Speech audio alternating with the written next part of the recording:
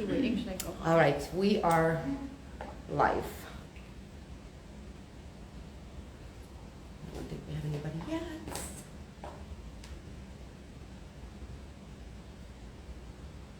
Hi there.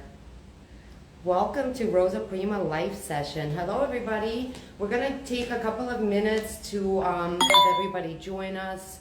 We're going to have a really fun wedding trend session today with a very, very special guest. So hi everybody, welcome. Welcome to our next Rosa Prima live session. Like I said, we're gonna have a very special guest today in just a little bit. I'm going to share some fun facts with you about the wedding season and some upcoming trends. And then we're going to bring on Phebe, who's quite amazing, who's going to share some awesome things with us. Hi there. Hi everybody. I think we've got a few people on. We don't have much time. I don't want to take too much of everybody's time today. So let's go ahead and get started. For those of you who don't know me, I'm Jenna. I'm the sales manager for the North Miami. I'm pretty sure everybody has met me at this point. And welcome to our Wedding Trends live session. So as you know, 2022 is going to be a huge year for weddings. As a matter of fact, 2022 is the year to be married. It shows that about estimated a record high of 2.6 million wedding just in 2022 alone. So those are some huge numbers, and are we prepared? Always. Guess which favorite month is going to be for weddings? October. As a matter of fact, 17% of all weddings this year are going to take place in October. That is a huge, huge amount of weddings. And I'm pretty sure you might probably guess that the favorite date in October to get married will be October 22nd, giving the 10-22-22 date to the couples. And just so you know, approximately 90,000 couples will be getting married on October 22nd of 2022. So that's huge. This is, needless to say, this is going to be a pretty big year for weddings. And like I said, we're totally prepared. So I'm going to take you through 5 of my favorite wedding trends that are upcoming for 2022. So the first thing that couples want is a wow factor. The number one request from the couples is to do something that will have their guests absolutely amazed. So when we're talking floral walkways and floral staircases, this is what the brides want. They want that wow factor. And you know social media is a big deal right now. So if you don't have that backdrop or something interesting for the photos, you're not even in the game, as far as we know. Another trend that I personally absolutely love is bright and bold. So while the pastels are always going to be really, really popular for the weddings, couples are really looking for a punch and a little bit of a bolder color to incorporate into their pastels. So 2022 weddings are promising to have a little bit more color than we've ever seen before. I'm really excited because, as you know, I really love color. The next trend would be dramatic designs. So our couples had a couple of years with no events and just extra money that they've been saving up. So they're going all out on florals. The MO for this wedding season is go big or go home, kind of like they say in Texas, right?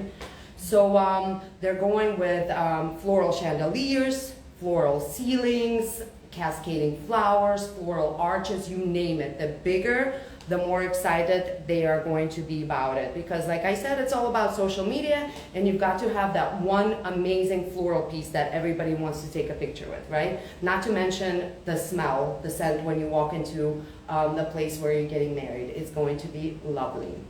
All right? Our next trend for this wedding season is one-of-a-kind ceremony arches. So gone are the days when people used, you know, just a basic arch in the background. Now they're going for really custom built designs, and they're allowing their floral designers to really do some funky and amazing one-of-a-kind things. So that's something that's really big this year as well.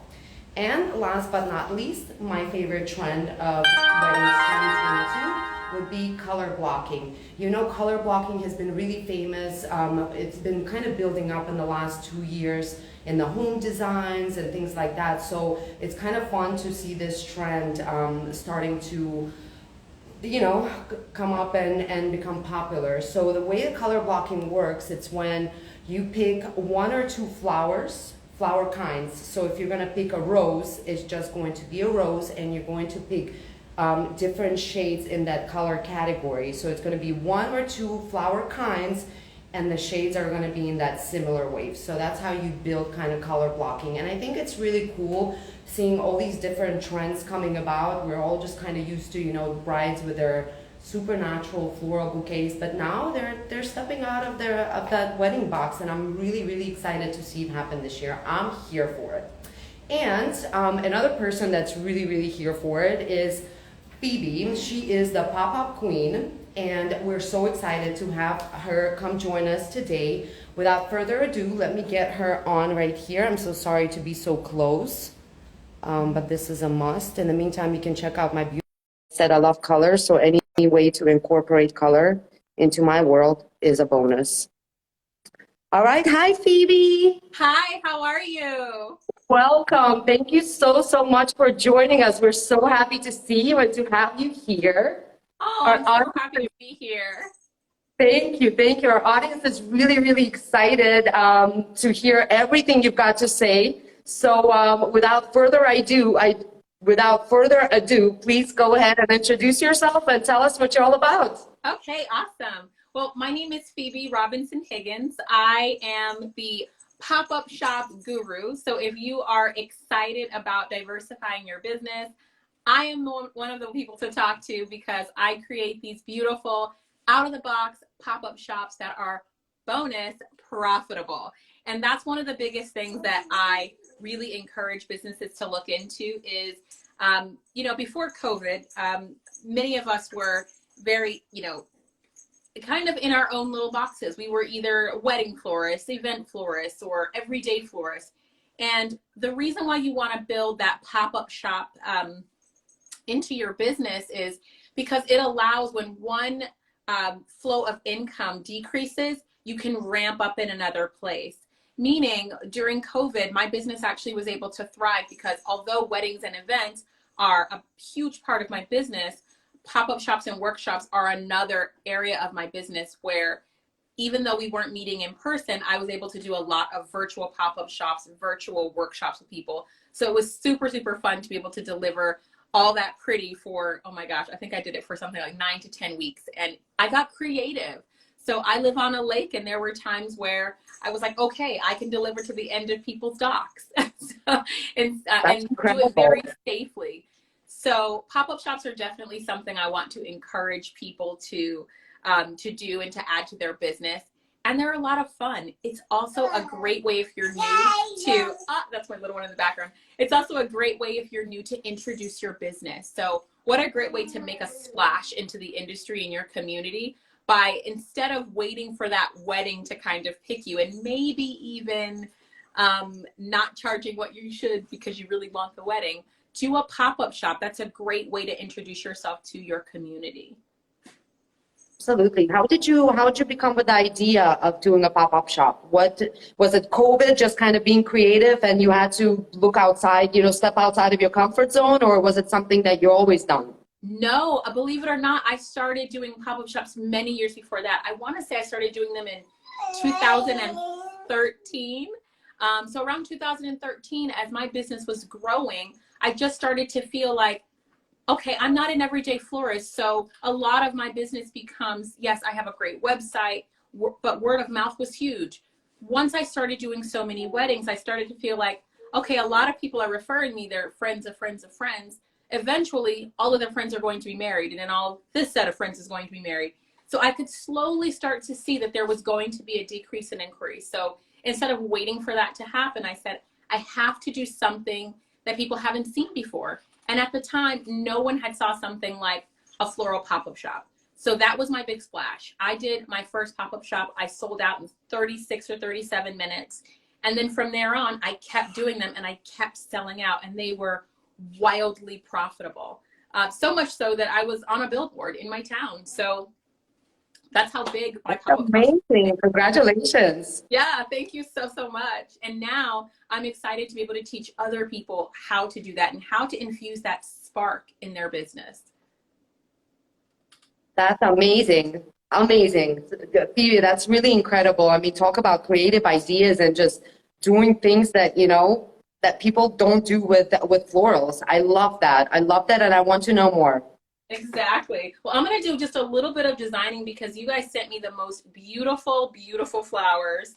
I am in love with this new Moab. This is one I'm definitely going to be bringing to a pop-up shop very soon, especially in the fall, because it has that really rich, beautiful, rosy tone. Definitely that bohemian vibe that a lot of couples are going for these days.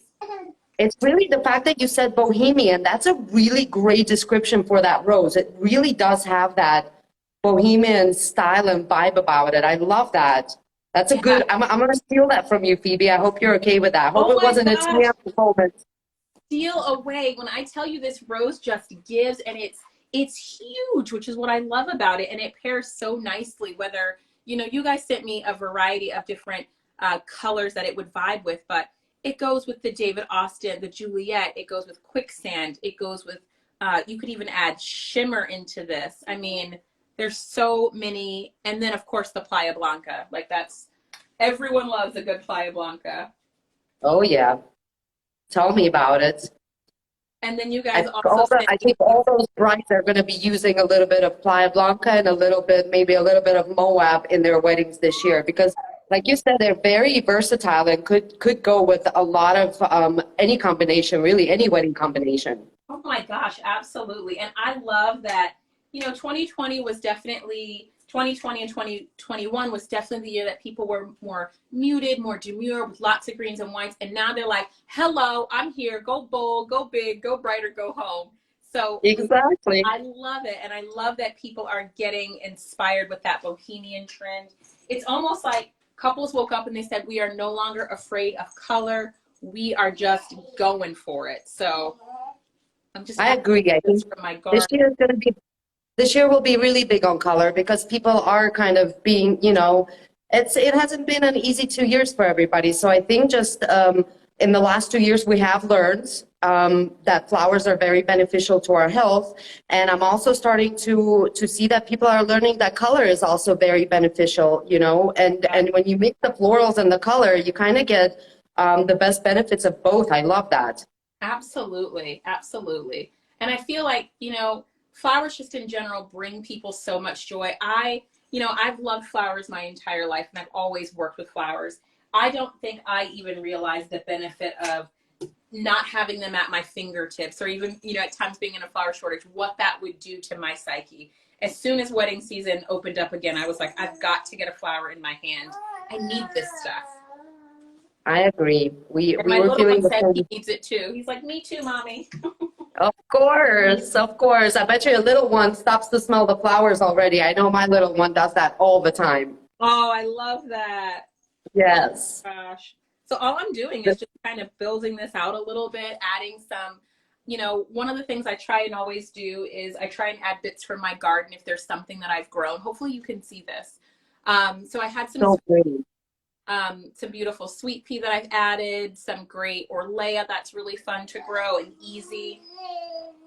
And these ranunculus that you guys are now selling are just, oh my gosh, they're fabulous. I have a couple that's going to be using a similar color palette, and I ordered a ton of these. These are so beautiful. Thank you so much for sending me so many yummy things for me to design with. It's our pleasure. It looks very dreamy. I love this arrangement. Oh, I do too. I love it. And that's the other thing. I love having that everything feels really fragrant. And that's the one thing I will say about this Moab. Am I saying that right? It's Moab? Yeah. It's listen, to each its own. You say however it makes you feel the best. That's what I say.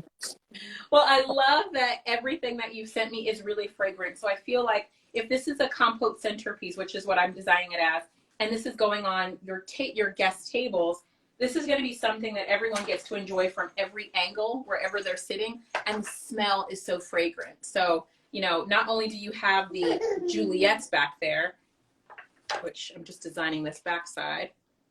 Like, Oh, that looks gorgeous. so, oh my gosh, I love this. I love, love, love this. But yeah, they're going to, guesser would really get to enjoy this from all angles, which is what I love. And like I said, it's super fragrant. If you were to add a pop of color to this, pastelish bouquet, Yeah. what color would that be? What shade would you pick? Oh my gosh. I would kind of lean more into the peach. I would go in a deeper of an orange because I think, and I would obviously add some more textural things. Like I would add maybe some stock that could bring in that could start to kind of go to that warm peach. And then I would go into that, a little bit of that brighter orange, because I do think that you can go there with it. You can't be scared. You have to kind of be bold.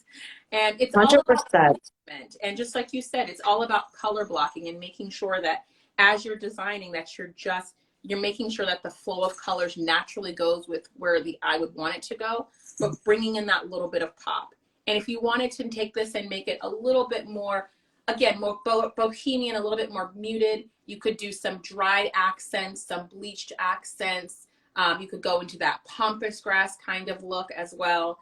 You could even do, I did some brighter, limier greens like Salao, but you could certainly do Iliagnus, which will give you that silvery kind of tone. Again, if you're going to lean into Bohemian, honey, lean all the way in. There's no sense in you kind of doing your tippy toe in.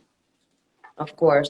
But it looks like a kind of an arrangement that could be used any season, actually. If you pick accent colors, for example, like me personally, I don't know what you think because you're the expert, but say hot pink in the mix, 1 or 2 hot pink ranunculus for a pop of color for summertime. Oh, that would look beautiful in this.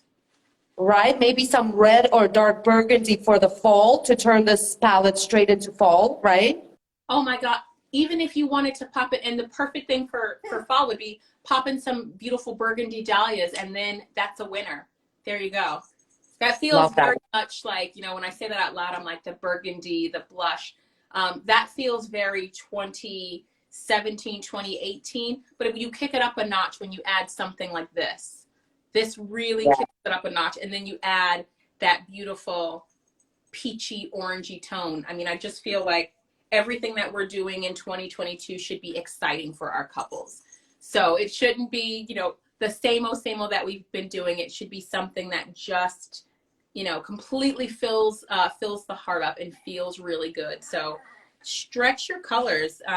You guys sent me this beautiful calendar of all of the types of roses that you have, and I love it. The first thing I did was I put it on the wall and I said, oh my gosh, I have so many new beauties that I can ask my wholesaler for now. Exactly. No, we're here for you. Whatever you need, we are here for you. Oh, thank that you. just I'm going to try and adjust beautiful. it up just a little bit so that you can see it a little bit better. I love that. Yeah, it's just. It smells gorgeous in there. I can guarantee that. Oh my gosh, it smells so good. At some point, my little one is going to have to come over and say hi. I think you need to make it happen because we're ready. You want to come say ready. Hi? You want to say hi to everybody? Okay, we're going to come say hi.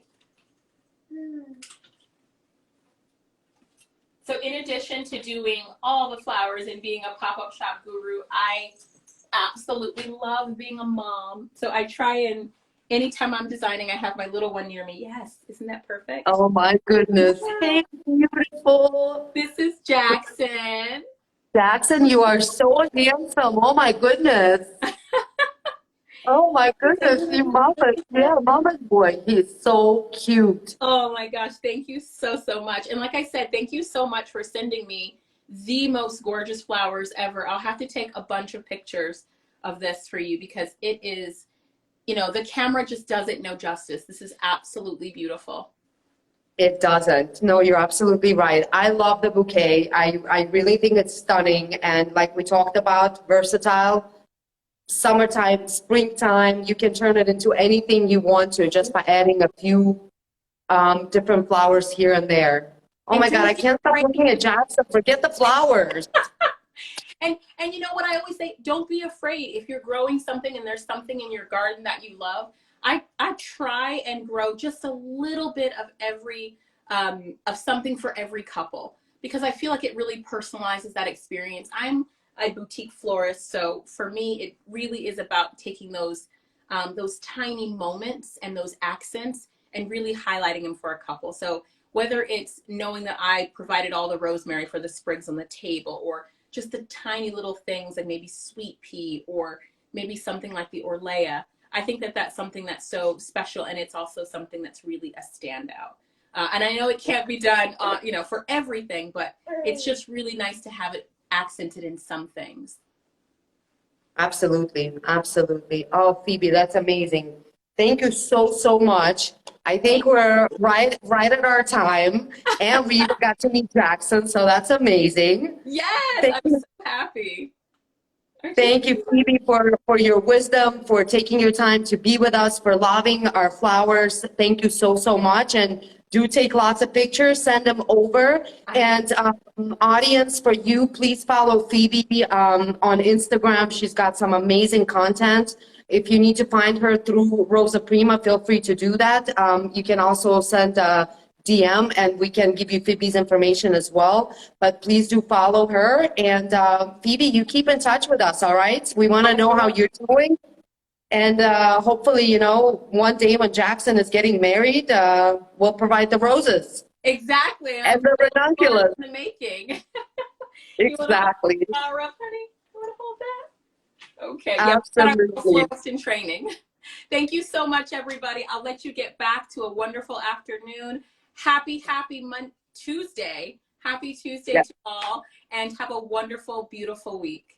Thank you. Thank you so much, Phoebe. Thank you. Okay. Thank you, everybody. We'll see you next time. If you have questions, please feel free to reach out, and we'll get you Phoebe's information as well so you can follow. Thank you. Bye. Bye.